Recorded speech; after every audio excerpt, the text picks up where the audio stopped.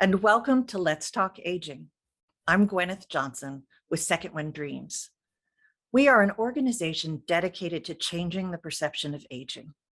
And through this interview series, we are reaching out to individuals and organizations who share that same goal. Today, I am lucky enough to have Angelo Molino and Huang from Athena Music and Wellness Therapy. Welcome. Hello. Thank you. Welcome. Hello. We are so happy to have you both with us today. And there's so much to talk about that I don't want to waste any time with me talking. I want to launch right into questions for you all. Can you tell us about Athena Music and Wellness? Thank you, Gwyneth. Founded in 2019, the mission of Athena Music Wellness is developing and scaling technology to help us to live better. So Athena Music Wellness is a mental health solutions provider. What we're focusing is to provide our music wellness program, music wellness treatment, our digital health innovation. And one of the piece that I'm really proud of is that we also provide wellness education. As we all know, mental health is a focus that even before pandemic is some things that I believe in our industry, in the healthcare and wellness industry, we try to sort it out. And pandemic just bring it to the forefront. Athena Music Wellness is follow the streamlines of European Music Therapy Board's guideline. Music therapy is a science-based methods that use the powers of music to help us to live better, from increasing sleeping qualities, our anxiety, depression, PTSD, to the therapy side, which is helping children with autistic syndromes, our Alzheimer's patient, and etc. Our company is proud as a global platform that currently we'll be able to have patients and clients that reach out to us from all parts of the world. As you know, which is a good news through pandemic, we actually moved our education and our teletherapy programs, which is for remote access. That's something that we're proud of we have done.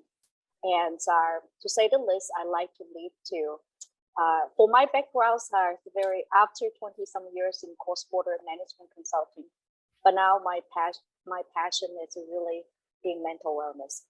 That's really, I think, is very important for individual and for organization. Wonderful, thank you.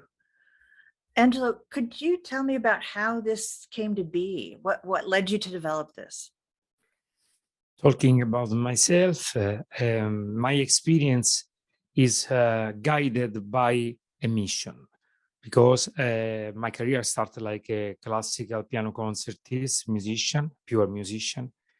After years to tour Europe with the best orchestras, I think like the London Philharmonic Orchestra, that I was the resident pianist for more than 4 years, other organizations in Italy, in France, in Germany, during the theater, I discovered that there was something more that only to perform a beautiful piece of Mozart or Chopin or Franz Liszt or Beethoven.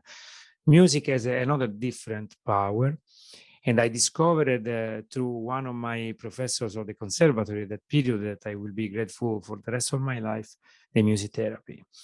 Music therapy is an interface between art and science. We are like a psychologist that work with the music and musicians that work with a psychologist. It means that I restarted another pattern of study, other degrees, other master's class, other master degrees, and all the pattern. But this enrichment make me discover that the care of the children, the special need people, the elders are a huge treasure.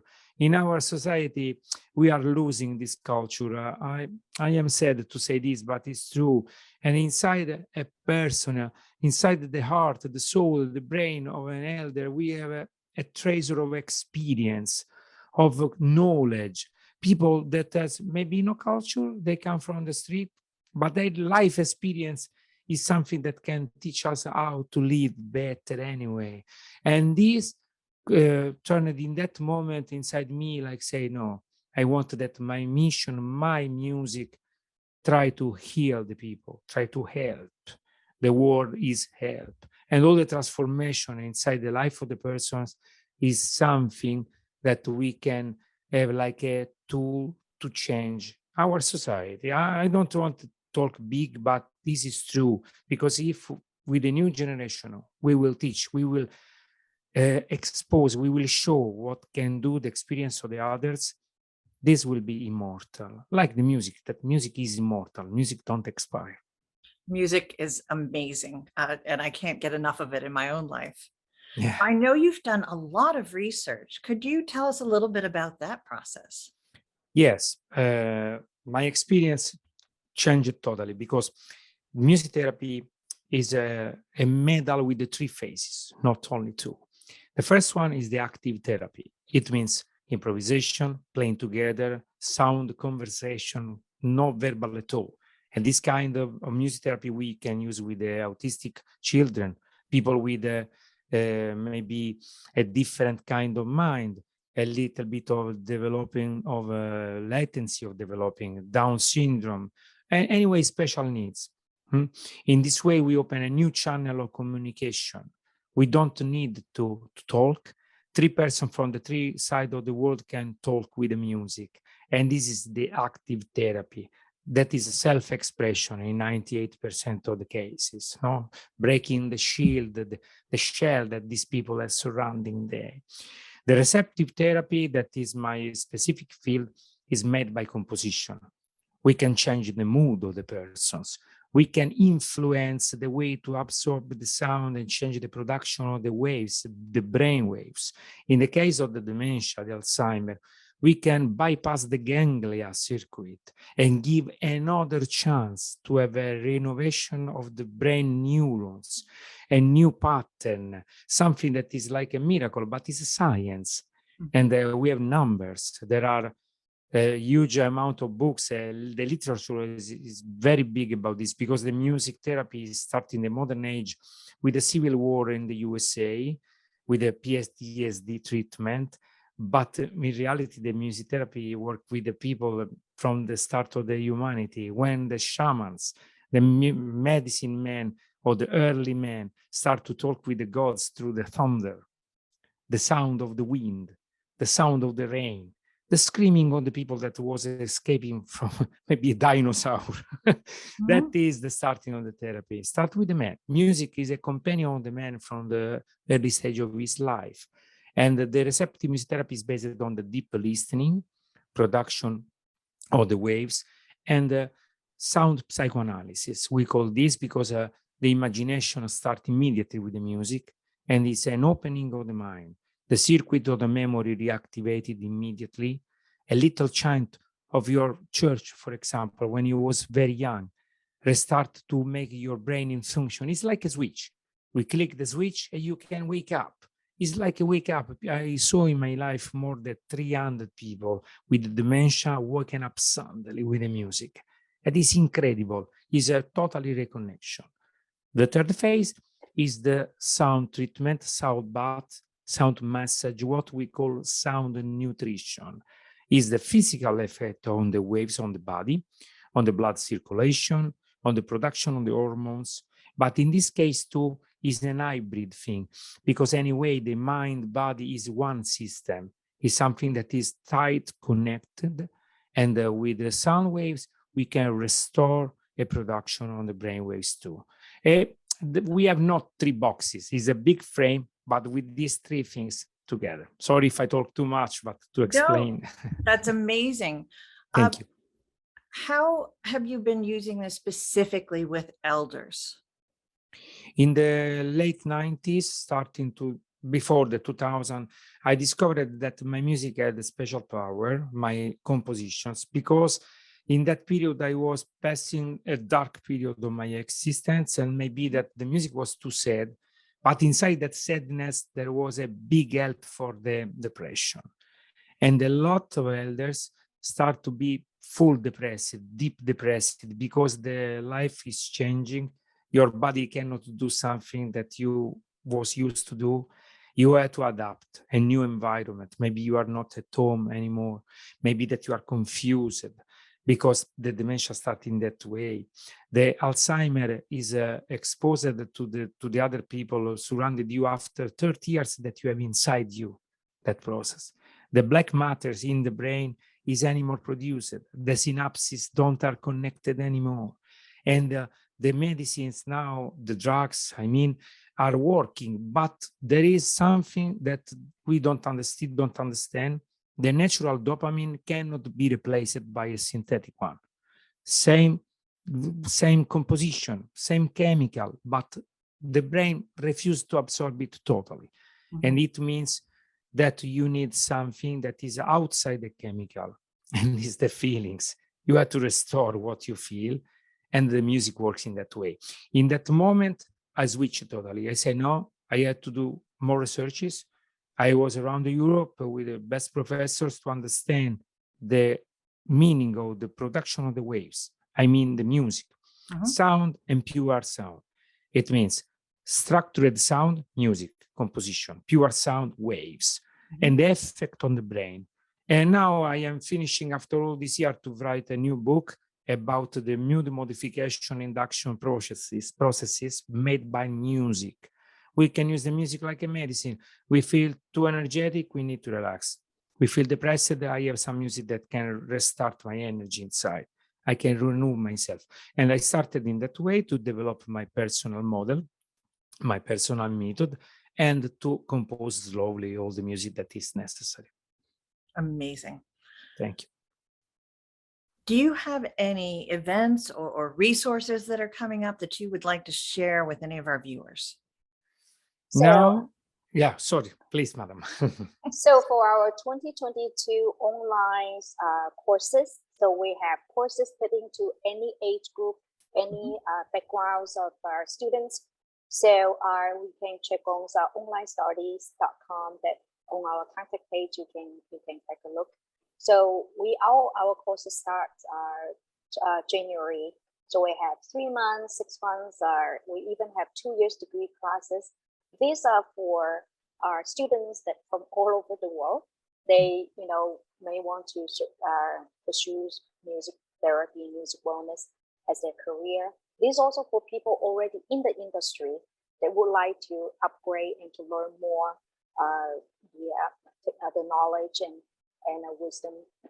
And also, actually, we're surprised to find there was students actually graduate from high school. They're looking forward to, in healthcare and wellness industry as their career. And we have this year, 2022, we're also looking forward to have a immersive concert and forums here in Atlanta, particularly on what day, and we will announce soon. Yeah. Excellent. Well, lots of exciting things are happening. Yes. Yeah. Yes.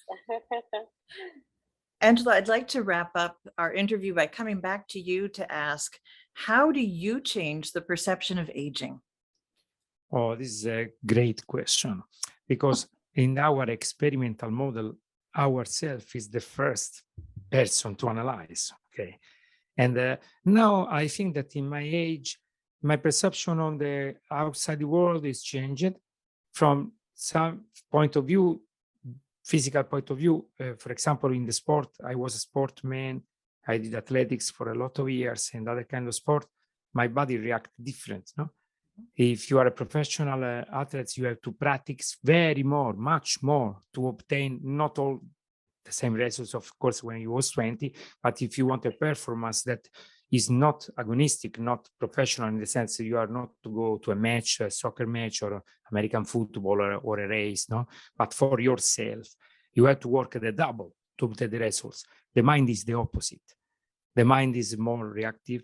You have experience. When I study, for example, for a new performance, I needed the half of the time that I did before, because the muscles of my hands can be less flexible, but the neuromuscular memory is huge. I can close my eyes and play again. And when I see something, a new sheet, a new music, in my case, it's 2 seconds, because your experience works for you, your mind, your memory. And this is the thing that we have to keep, to maintain, to hold the connection of inside world with the outside world. And In this moment, I think that I can enjoy more the life because I see more color. It's like you watch a canvas when you are 20, you are confused, all that energy, the hormones you have to do, you have to explore, you have to do. I remember something that now I cannot do anymore. Take the plane, arrive in a place. My manager put me to the rehearsal, play a concert, dinner, another plane, opposite side of the world. And when I exit from the airplane, I was totally energetic, say, wow, let's go to conquer these people. Now, of course, I could rest more, but I don't need the rehearsal. I can stay in front of the puppet, I can talk. When you are 20, you don't know. It's new, it's a fantastic feeling, but in front of you, there is a black hole. You have to jump. And now you know what there is on the side of the door, to the other side of the door. This is the difference. Every age is pro, is cons, of course. But I think that we can really put our canvas, and if before there are 4 colors, now there are 40 colors. And in 20 years will be 1,000 colors. And that will be the point that we have to keep the canvas in front of us and not take apart and think that it's finished. Absolutely. Thank you. Thank you both so very much. I look forward to all the events that are going to happen in Atlanta. I'm here, so I get to go and see you all, I'm hoping. And I look forward to talking with you both again very soon. Thank you. Thank you. Thank you. Bye. Thank you. Bye. Thank you all for signing in and watching Let's Talk Aging. This is our 25th anniversary year, so please have a look at our website. We have caregiver resources for family caregivers, but we also provide training for professional caregivers too. www.secondwind.org. Thank you.